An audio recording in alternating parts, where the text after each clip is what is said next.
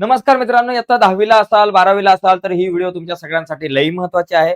बोर्डाच्या पेपरमध्ये परीक्षा हॉलमध्ये जाताना कुठल्या गोष्टी तुमच्या सोबत असल्या पाहिजेत आणि कुठल्या गोष्टी तुमच्या सोबत नसल्या पाहिजेत हे तुम्हाला माहिती असणं गरजेचं आहे. नाहीतर ऐन टाइमला गडबड होऊ शकते. तुम्हाला परीक्षा हॉलमध्ये बसू दिला जाणार नाही किंवा कधी-कधी तुमच्यावरती कारवाई होऊ शकते. तुम्ही विनाकारण डिप्रेशनमध्ये जाल मित्रांनो, कुठल्याही प्रकारचं कारण नसताना. तर ह्या नेमक्या अशा कुठल्या गोष्टी आहेत की ज्या आपल्याला कंपल्सरी घेऊन जाणं गरजेचं आहे आणि कुठल्या गोष्टी आहेत की ज्यांची गरजच नाहीये परीक्षा हॉलमध्ये घेऊन जाणं, त्याला नेमके दुसरे काय पर्याय असू शकतात, यावर आज आपली चर्चा असणार आहे. तर जाऊयात पटकन पुढे.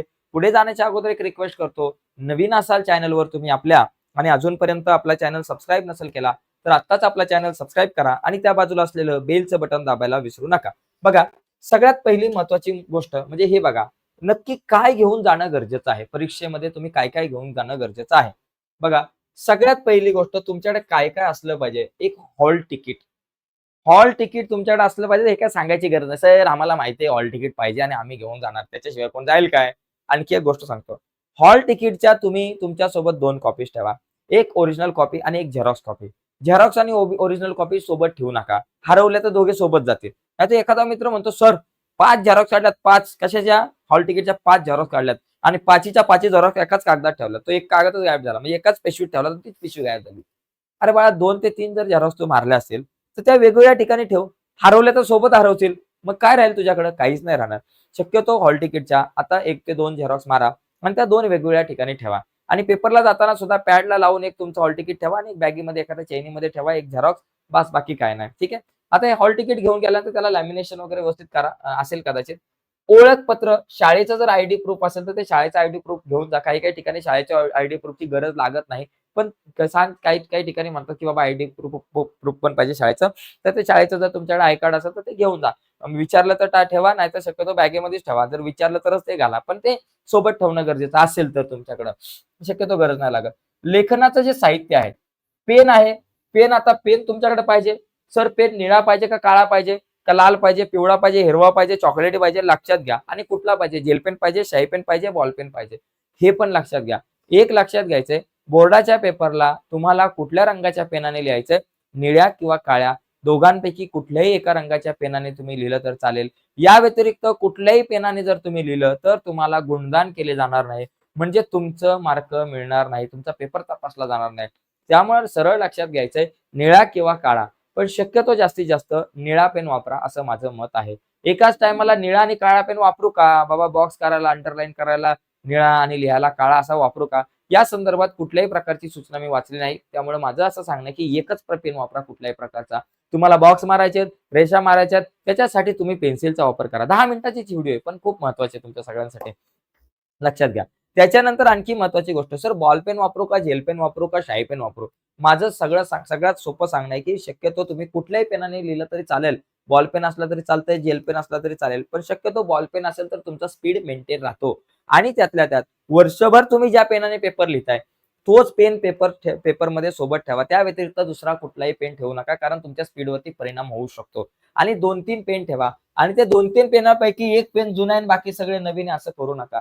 जे पेन तुम्ही नवीन घ्याल उद्याच्या पेपरसाठी, त्या पेनाने एखाद्या वहीवरती असं एंडू-गॅन्डू काहीतरी काढून बघा. पेन व्यवस्थित चालतोय का? नाहीतर दोन्ही पेन खराब आहे आणि त्याचबरोबर तुमच्या पेनाची जी नीब ती फ्री होईल. कारण कसं आहे नवीन पेन तुम्ही जर घेतला तर अक्षर थोडंसं खराब होतं आणि स्पीड जो आहे तो तुमचा मेंटेन राहत नाही. 1-1 मिनिटं, 1-1 सेकंद पेपर लिहिताना महत्वाचं आहे. त्याच्यामुळे आदल्या दिवशी काय करायचं, तो जो पेन तुमच्याकडे असेल नवीन, त्याला तुम्ही अशा प्रकारे फ्री करून टाका. पेन्सिल, कंपास, मोठी पट्टी सगळ्या गोष्टी तुम्ही सोबत असल्या पाहिजेत तुमच्याकडे. त्याच्यानंतर एक पाण्याची बाटली असली पाहिजे आणि परीक्षाचं पॅड. पाण्याची बाटली पण सोबत ठेवायची आणि परीक्षेसाठी लिहिण्यासाठी पॅड सोबत घ्या. ते पॅड ट्रान्सफर असावं. त्या पॅडवरती कुठल्याही प्रकारची सूत्र नसावी. त्याच पॅडवरती हिरो-हिरोईनची चित्र नसावी. ओके, विचलित होऊ शकताय पेपर लिहिताना. त्यामुळे या सगळ्या गोष्टी लक्षात घ्या. या गोष्टी तुमच्याकडे मस्ट तुमच्या सोबत असल्या पाहिजे. याच्या व्यतिरिक्त पण काही एखादी गोष्ट माझ्याकडून राहिली असेल तर ती तुम्ही बघा तुमच्या लेव्हलला आणि ते हे करून बघा. पुढचा मुद्दा बघा.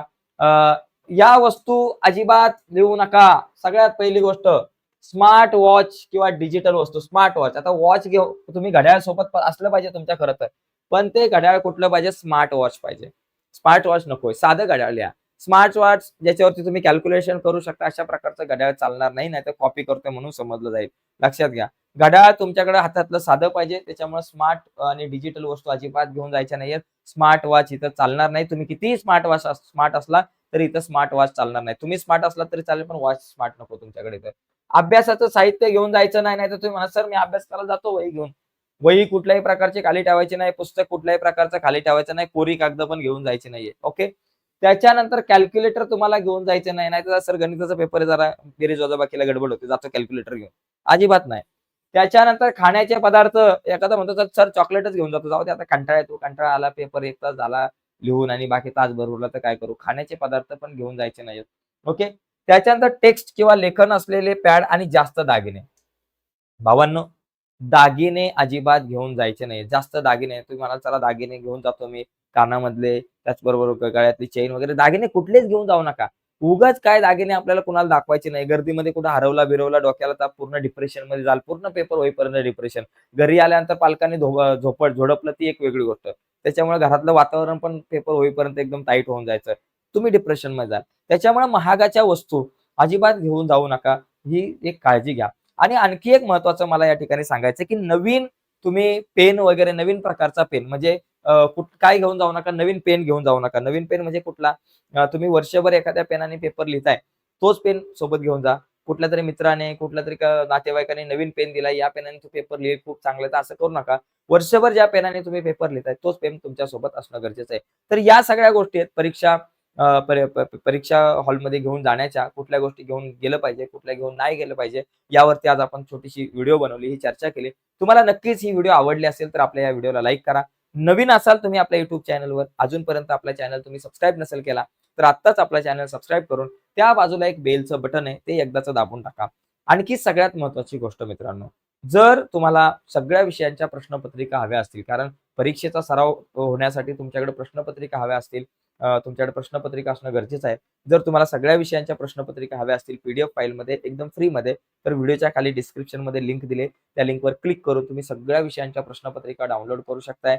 त्याचबरोबर तुमच्याकडे जर इम्पोर्टंट नोट्स नसतील, तुम्हाला इम्पोर्टंट नोट्स हव्या असतील, तर व्हिडिओच्या खाली डिस्क्रिप्शनमध्ये लिंक दिली त्या लिंकवर क्लिक करून इम्पोर्टंट नोट्स डाउनलोड करून घ्या.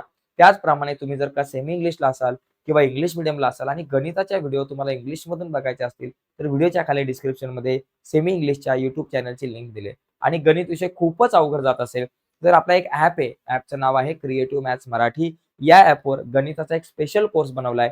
त्या कोर्समध्ये गणिताच्या इम्पोर्टंट प्रश्नांवर आपण चर्चा केली. गणिताच्या इम्पोर्टंट व्हिडिओ तुम्हाला तिथे बघायला मिळतील. तर हा जो कोर्स आहे, हा कोर्स तुम्ही पर्चेस करा. याचा तुम्हाला खूप फायदा होईल. ठीक आहे. तर आजची चर्चा मित्रांनो आपण इथेच थांबवतोय. नक्कीच तुम्हाला ही व्हिडिओ आवडली असेल तर व्हिडिओला लाईक करा. नवीन असाल तर चॅनल सबस्क्राईब करून त्या बाजूला असलेलं बेलचं बटन दाबायला विसरू नका. धन्यवाद मित्रांनो. बाय सर्वांना.